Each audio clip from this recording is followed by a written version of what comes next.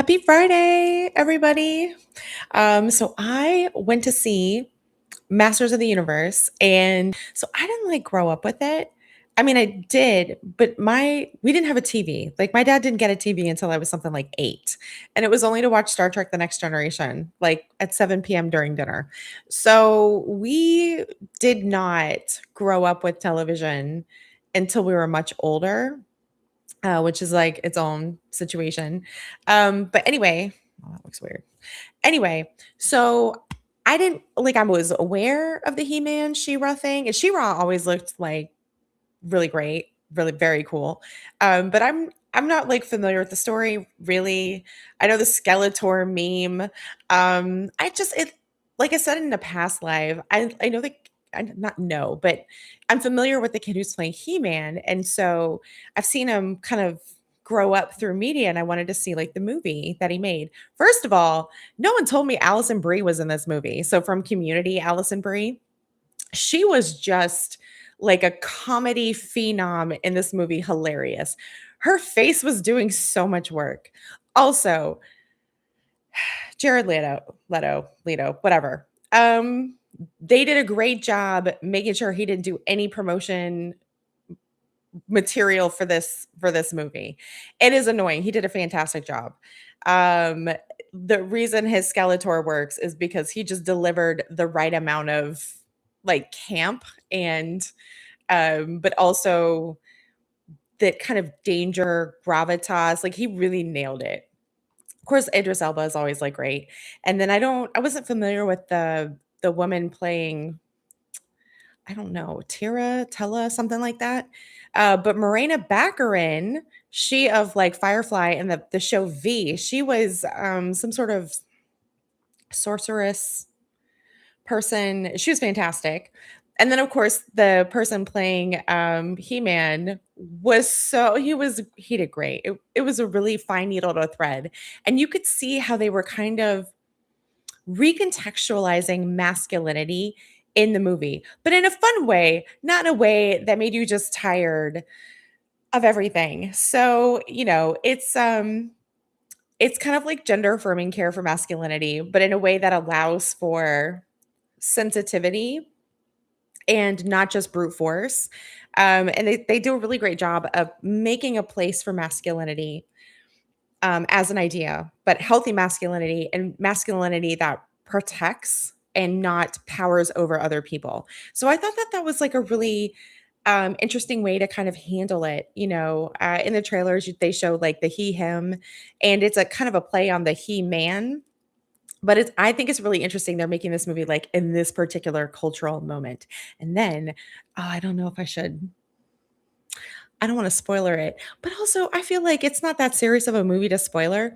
At the end, very, very end, like a closing scene, they show She-Ra. So I guess if this movie does well enough, which I don't know that it's I'm not gonna say that.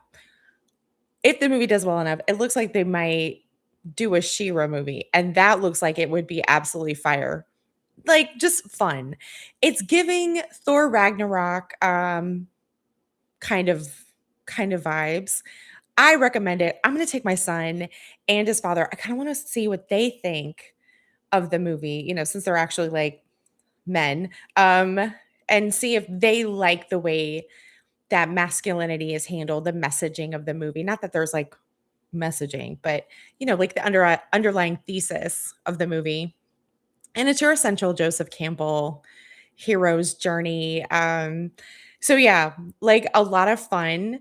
And one thing that I was thinking about as I was watching the movie, this is not spoilers at all in the slightest, is the idea of like how people come to power and then what kind of stories we tell during certain moments in our cultural history.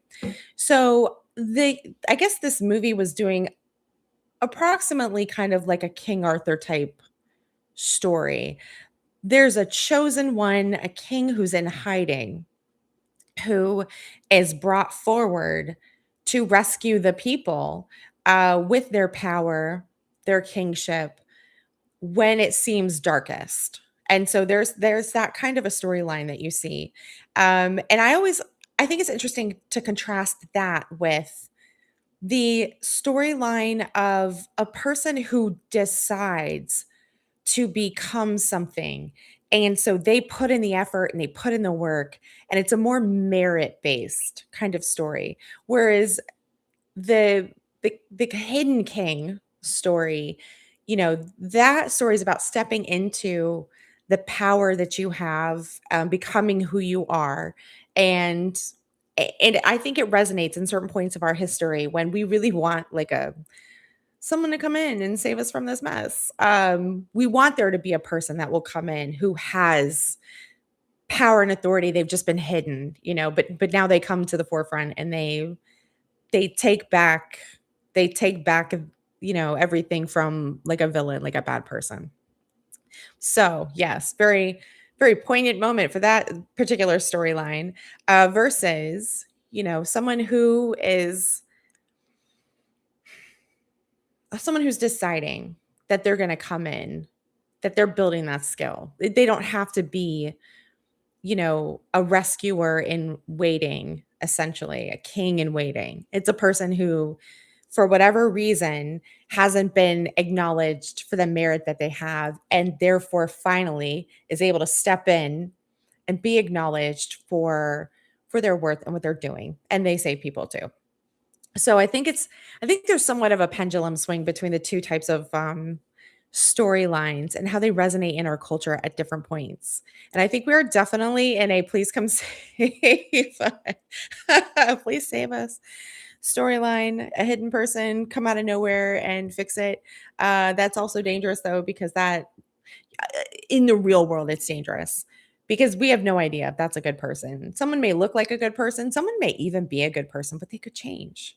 There's that element of how power changes us that we it's very hard it's very hard to stay who you are when you have ultimate power, and you're stronger than everybody, or you're smarter than everybody, or whatever element dimension that your power kind of manifests.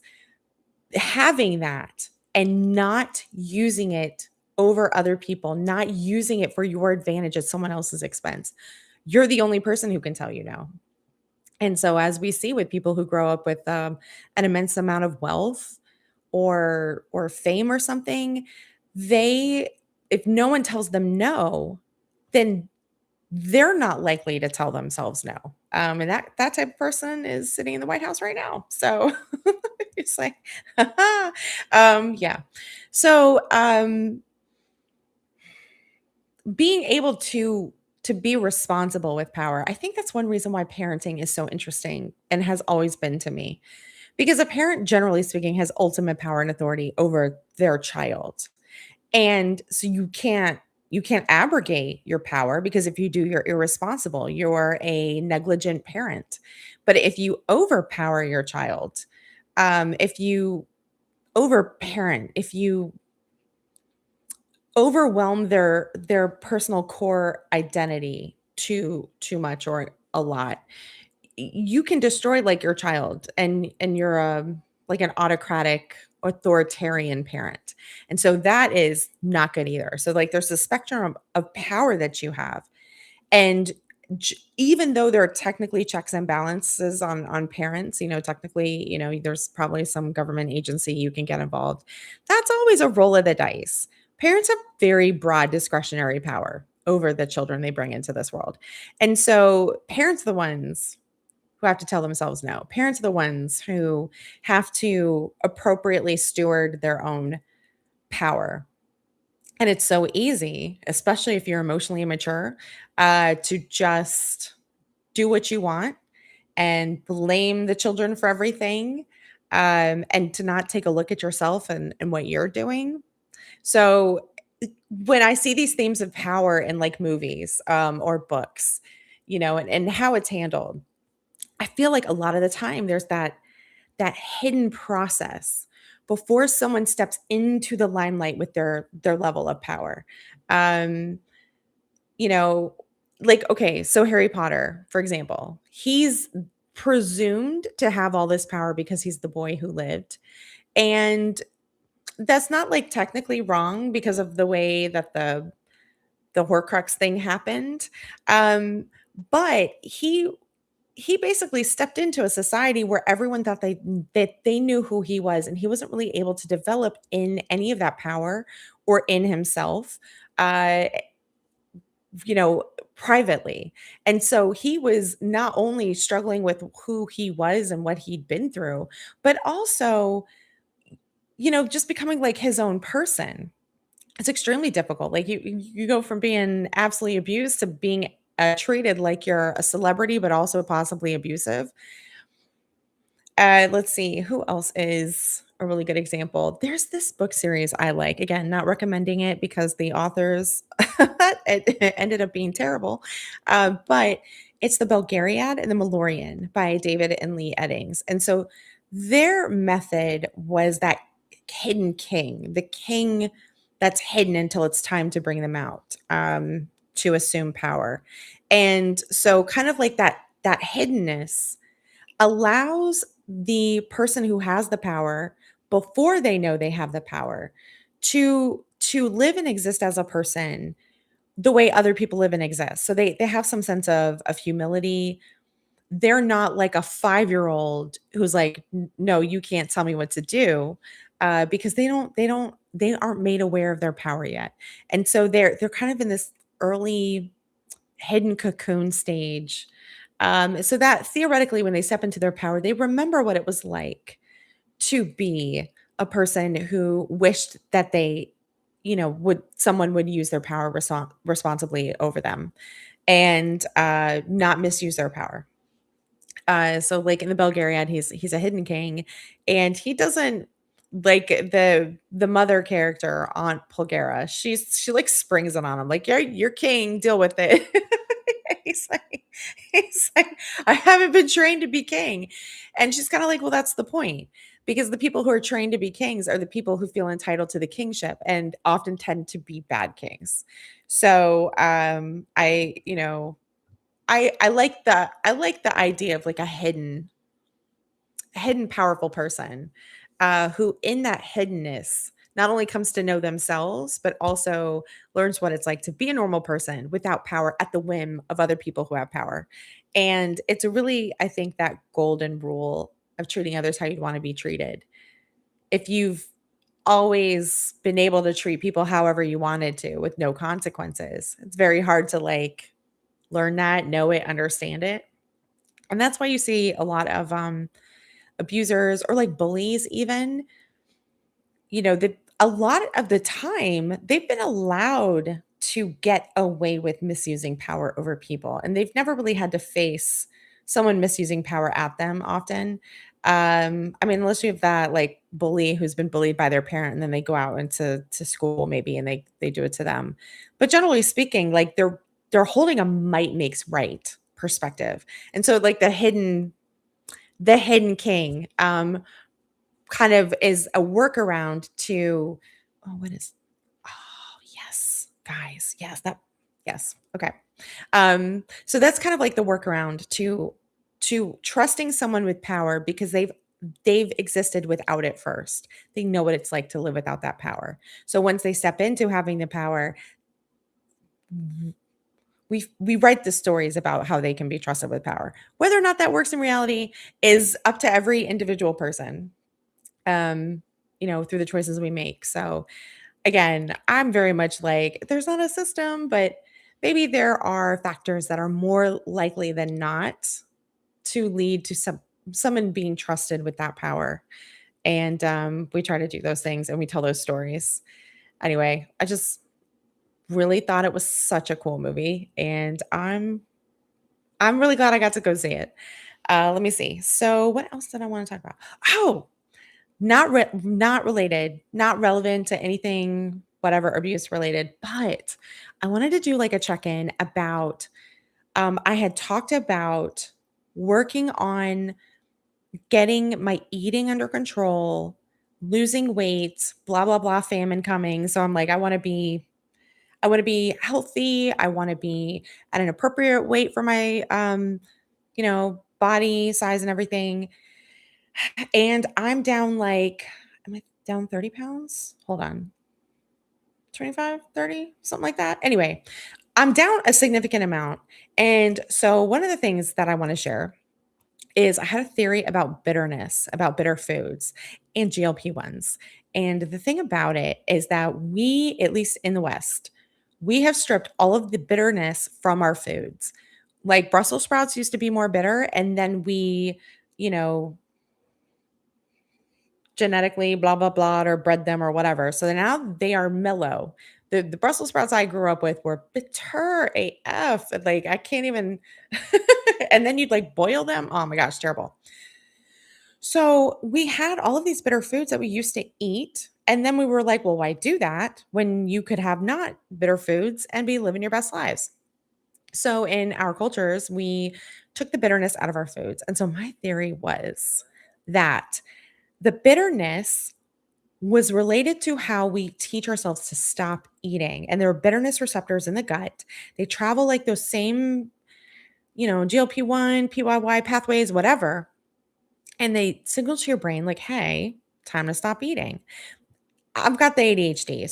So the brain chemistry looking for dopamine is a very big piece of how I've been dealing with eating and food, et cetera. Like, for example, if I ever really needed to concentrate on writing a paper in college, I was just like, I need a big something to eat while I blasted this paper. Um, so yeah, I trying to be able to focus by using food. So part of what I've been doing has been more of the like supplements for the nootropic, blah blah blah brain stuff, GABA, et cetera. But a big piece has been doing bitter foods, bitter drinks, bitter you can buy like bitters. I got this thing called Urban Moonshine where it's like this bitter thing and you put it on your tongue and you're like, I'm having bitters now. Or this one from Germany, I forget the name of it. And so I have this terrible decaf instant powdered coffee that I got from Food Lion. It's not good. It's so bitter. So whenever I reach a point where I'm like, okay, I want to stop eating and I want my brain to go, okay, we're done here. I drink some of this terrible, terrible bitter coffee and it really helps. The other thing that really helps is, and just to close the loop. So my theory is that we stripped all the bitterness from the foods. We haven't been activating those GLP-1 blah blah blah whatevers. And so we've been putting it back into our bodies via like the Ozempic, the Wegovy, the semaglutides, to compensate for this thing that we stripped from our food that we didn't realize had like a purpose. So I've been doing that. And then I have up my protein. It's true. It's true. I've been accidentally vegetarian for a lot of my life. And I guess, it's like herbivores, they're constantly grazing, because it's low calorie, low nutritional food. Whereas the predators eat like once a month. So I had to I had to like more focus on my protein. Um, yeah, yeah. And protein like takes a lot of work. Now, I'm not gonna lie. Once I realized edamame was like a low calorie, high protein, and it's already basically all you have to do is like throw it on the pan with spices, voila, you have like a protein. That's been good for me. I'm not recommending that for men at all. And I for my son, I'm making sure he's eating meat. We're trying to make sure his the bones don't stop, like they don't fuse. I want his growth plates to continue growing. He wants to be like really tall. So we're keeping him away from the edamame. But me, I'm doing the edamame and in addition to like regular protein sources. And so it does help quite a bit with the food noise and the satiety in addition to the bitterness. So I don't know if anybody else is like struggling with that, but I had been, and now I'm like, okay, I think we've got like a routine, a system that's working. Um, yeah, because it's just I find for especially for if you're neurodivergent and it feels like you're struggling with your brain and your biology so much, to find out that there's like workarounds or ways to work with it is so nice. Is so nice. So anyway, I'm not saying like it's a solution for everybody, but it might it might be helpful for somebody. Just to like, yeah. I'm also like real big on the supplements. Like I got my fish oil and I got my multi, my all the things. So, and in fact, I drink like the bone broth with the collagen and the creatine, just trying to cover all the bases. Real big on that vitamin D. This is actually something I did get from my father who, was abusive, but he was not wrong about the supplement game. And so I think it's really I find it funny. I like it that there's something positive I did get from him, as I like get to sort out my supplements into my little supplement thing. So, yeah, I'm about it. Let's see. So that's how I've been handling that.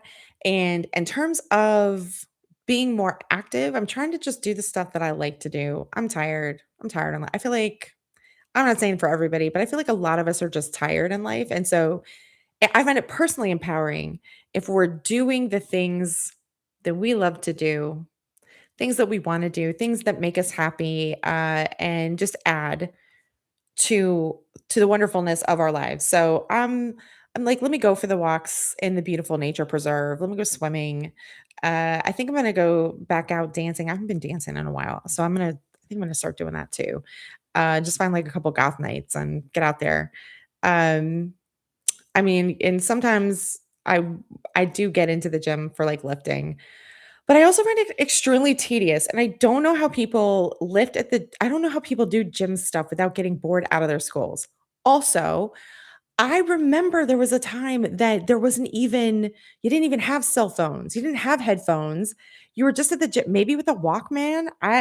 The fact that people could, like, literally run marathons and they had, like, their Walkmans and stuff, or nothing, just raw dog and exercise, like, my gosh. Like, kudo flowers have your flowers, y'all, 'cause I'm like, "Oh my gosh, this is so boring."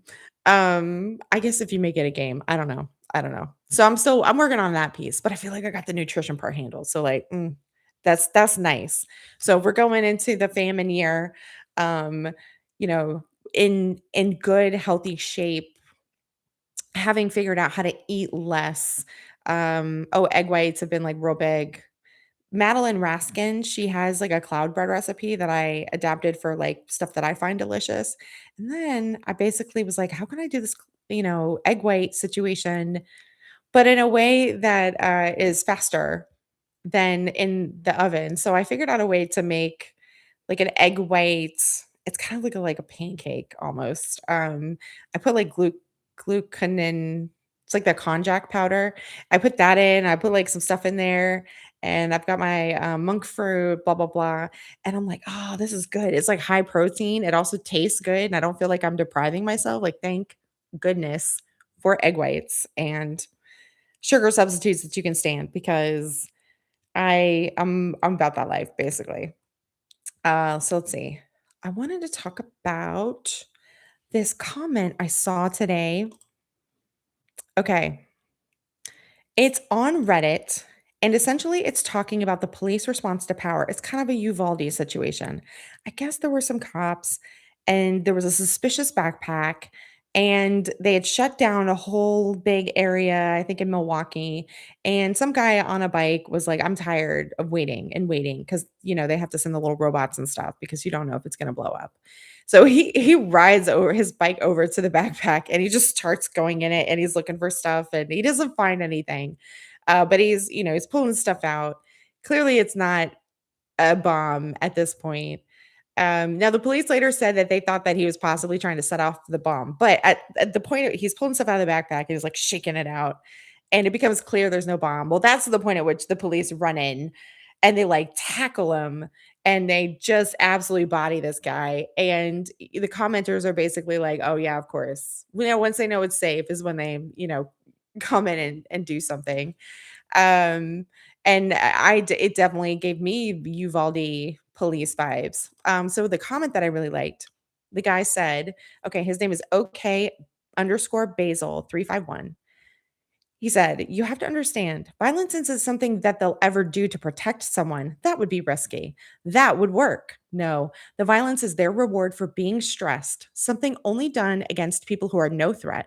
It's to make them feel good, not help you." How many abusers does this describe? And of course, underneath it, someone said, "Probably the best description of police violence I've ever heard." Um, oh, here's another comment I liked from Traz of Sunnyvale. "They'll also commit violence if you make them even a little scared. They're the jumpiest, pussiest people who are ready to kill at a moment's notice if you make them a little afraid." Yeah. Sorry to police bros, but sorry, not sorry. But that line about the violence is their reward for being stressed. Oh, hey! Hola, girl, what's up? Nothing. I don't think so. Oh, no, I was talking about, this Reddit police story in Milwaukee where the police respond to this guy who basically, there was a suspicious backpack, and he finally gets tired of waiting for a long time for the, I don't know, police robot to do its thing.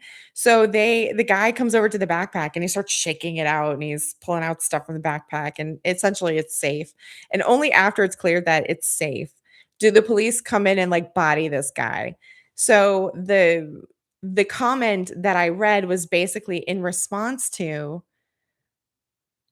"Oh, yeah, no, no worries." I mean, you don't have to don't watch it anytime you want. Let's see. So the comment someone made in response to this was, "You have to understand violence isn't something they'll ever do to protect someone. That would be risky. That would be work. No, the violence is their reward for being stressed, something only done against people who are no threat. It's to make them feel good, not help you." And what that reminded me of, hey honey, what that reminded me of was basically like how abusers often operate. Abusers, if you make them feel, and I'm using make sarcastic quotes, if you make them feel a certain way, they will take it out on you, even though you didn't do anything wrong necessarily. It's the violence is a reward for them for wanting to get back at you for doing something that they didn't like or they felt some type of way about. And so I think the reason it tracks so closely with the potential police response is that the police feel entitled to enact that violence, just like abusers feel entitled to enact the violence they enact. And so often they're just waiting for some kind of permission. And also, there are those concealed carry guys who walk around as if wanting a situation to occur where they would have to use their gun, like they're wanting a violent situation where they would get to shoot somebody, and feel good about it and it be acceptable. And I think a lot of abusers are like this, where they are looking for reasons that are acceptable to be violent toward another person. Oh, yeah. Yeah. Be violent to another person in a way that is, socially acceptable and that they can get away with it. So when we're dealing with abusers who, especially who are getting physical, um, yeah, they often have a reason, regardless of whether or not it's reasonable. Anyway, that's basically it. That's all I wanted to say about that. I just thought it was a really great comment from that Basil guy. Okay, let me see. Oh, no, my okay, I shouldn't. My son's at an ASAP Rocky concert, and, oh my gosh, he's so tall and grown looking. Guys, I'm so I started this live talking about Masters of the Universe and how it kind of seems to be interpreting not just power, but masculinity, and it's so present to me as an idea because of, being a mom and having a son that I'm raising, and he's like man size now, and he's so strong. Um, and how do you raise someone who has the power, who has that physical strength to not misuse it against other people? So that's, as I'm raising him, this is real world practical application for all of the things, that, basically I talk about on the channel, which is how do we responsibly use power? Because it's not like he can make himself not be strong. But how does he become a person who's not looking for an excuse to power over other people, who doesn't enjoy doing that? Where he will do that if he needs to, maybe in self-defense or protection of another person, but he's not looking to enact power over another person to make himself feel good. And I think really when you look at abusers, their relationship to their identity, their relationship to themselves, their relationships to their, emotions, they're so off of what it should be, and so that's why you get this process where they're using violence to make them feel a certain way, to bolster their personal sense of significance or importance, and so, like, I don't wanna be, like, responsive, like, overcorrecting parenting to my son where it's like, "Oh, men are terrible, and you should be completely the opposite," because that's not factual and not a great way to parent. But at the same time, "Hey, this is what happens when you have power and authority. How do you use it? What's the responsible way to steward this in a way that is not just a benefit for you, but for, let's say, your community or your family?" Um, Gosh, yeah, but okay. I'm gonna show the picture because you'll see what I mean. Again, he is 13. He is now 6'2". Alright, Libby, you're the only one on right now, so I trust you. Hold on. Where is he? Okay. Here he is trying to look. Oh, you can't. There he is, 6'2", trying to look trying to look strong, and, he does look pretty grown, and he's got his drip, and he's got some sort of a necklace. What is that? What is that? Is that a dog tag? Why is my child wearing a dog tag? I don't even We gotta teach them there are consequences the world gives for misusing power. I know, I know. He's so handsome too. I'm, like, proud of him. So he's at the rap concert, and obviously I'm a little nervous because I don't know that rap often gives good examples of masculinity and how to use power. A lot of it is sort of the immature person's version of what they think power should be. Hope he's having a blast at the concert and safe. Yes, his father's with him.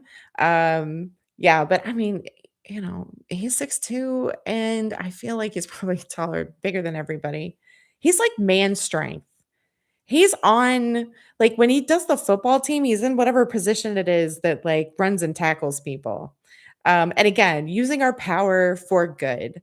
So I find that, in progressive spaces, they automatically think power is a bad thing, and sometimes I don't think that's correct.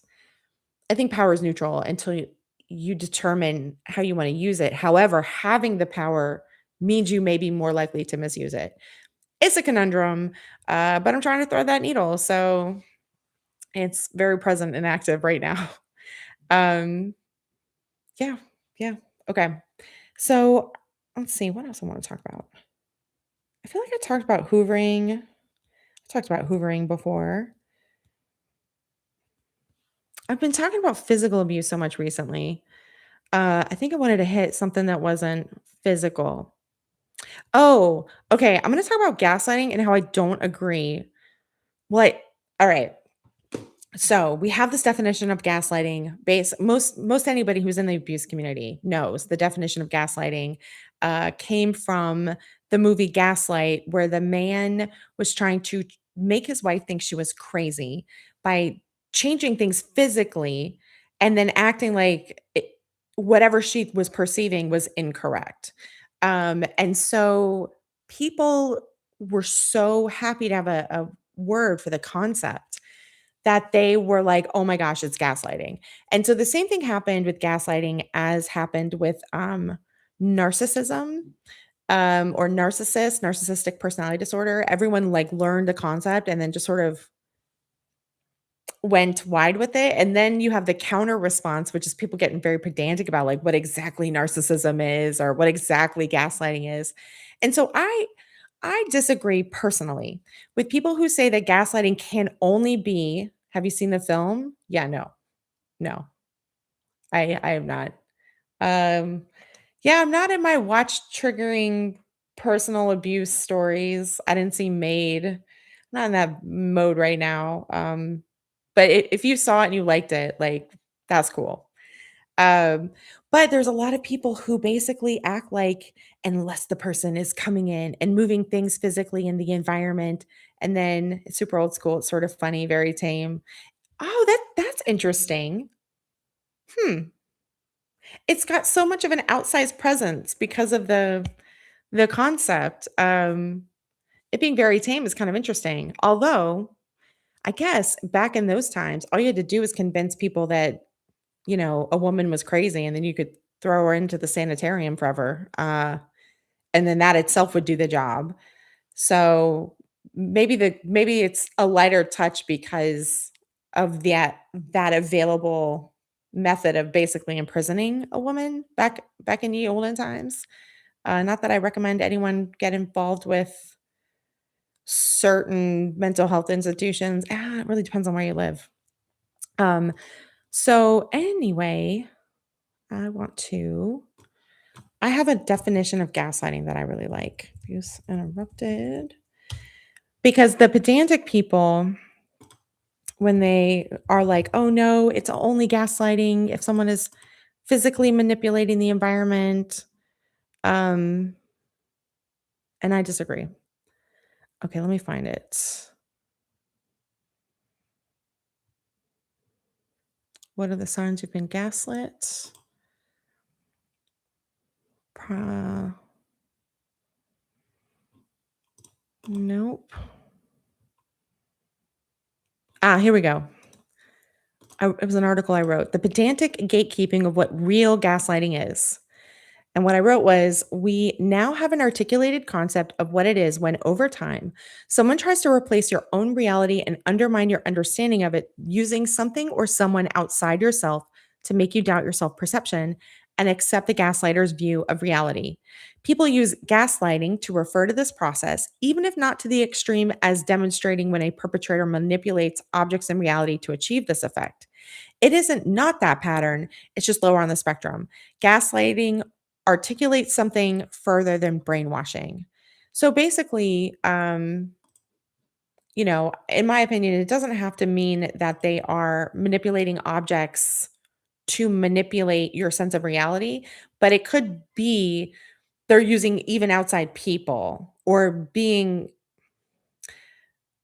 using outside authority or reality, their interpretation of reality to essentially gaslight you out of understanding your own perceptions of things. Let's see. Like, he's messing with her, said back in the day that candle lamps were on electricity and their house had gas lamps on the wall, he'd call her his little spendthrift and adjust the level of light, then tell her she must be off her rocker for noticing the change and asking him about it. He would pretend nothing changed and giggle at her. Now it's seen as sinister, of course, but back then it was funny like a prank. Really? In the movie, it's like a prank? Because when we talk about gaslighting, we're like, this Machiavellian master manipulating person, um, who's gaslighting this other person into thinking they're crazy. My understanding of the movie was always that it was to make her think she was crazy so that he could eventually get her committed to a sanitarium or something, get her out of the way. Um, it was a prank to the husband, but very disturbing to the wife.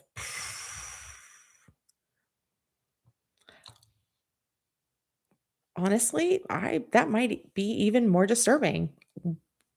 Well, I'm messing with somebody's understanding of reality, and I think it's funny. Oh my gosh. That's I'm not sure if that's worse, but it's as bad. That is not tame. I mean, not I'm not saying it's not tame, but it's definitely not the version of the movie that I thought existed. Um, Maybe I'll have to watch that. That's horrifying. A lot of people do things in the name of pranks to to mess with somebody, and they think it's funny, and it literally destabilizes your understanding of reality. That's horrible. Okay, so there's the Psychology Today article that says gaslighters are manipulated primarily by two things. One, to avoid accountability for their own bad behavior, and two, to control the victim's behavior. And I guess Dan Major, it's Mager, could just out also add because they think it's funny. Wow, that's alarming. Okay. Let's see. What are the signs you're being gaslit in an argument? This one is from Erica Sweeney and Stephanie Dolgoff, excerpted and adapted from an article. And they said gaslighters manipulate by deflecting or shifting blame or outright denying something happened. Dr. Hairston says if you're experiencing gaslighting, you may doubt your feelings, beliefs, thoughts, and reality, question your perceptions and judgment, feel alone, powerless, or inadequate, feel confused, which is, I mean, at this point, like almost the number one sign that you're in an abuse dynamic. Apologize frequently, second guess your feelings, memories, and decisions, worry that you're too sensitive or that something's wrong with you, have trouble making decisions, think others dislike you without cause. You might associate gaslighting with romantic relationships, where it can be a form of domestic abuse, and it is. But gaslighting can occur in any relationship with a partner, spouse, friend, sibling, coworker, or boss, where someone tries to wield power over another person and manipulate them. I think it's crazy that the original movie you want to end it by saying, "We have different realities or perceptions of reality," I guess then. Yeah. Yeah. Yes. 100%, with my abusive ex. It's like, I'm not gonna sit here and argue reality with you. I know it's true, but at the same time, it's non-productive because, if someone's, motivated to establish reality a certain way, to your detriment to control you. Arguing with them, if it's just the two of you, isn't usually productive. So, 100%, yes, I've said that. Like, we don't have to agree, but also if your understanding of reality doesn't overlap enough with another person, they're not a safe person to have a relationship with. And I don't just mean a romantic relationship. I mean any kind of the friend, parents, whatever. If your understanding of reality, there's not enough overlap, no one's 100% gonna have the exact same perspective on reality as another person because we're all individual people with, like, different experiences and value sets.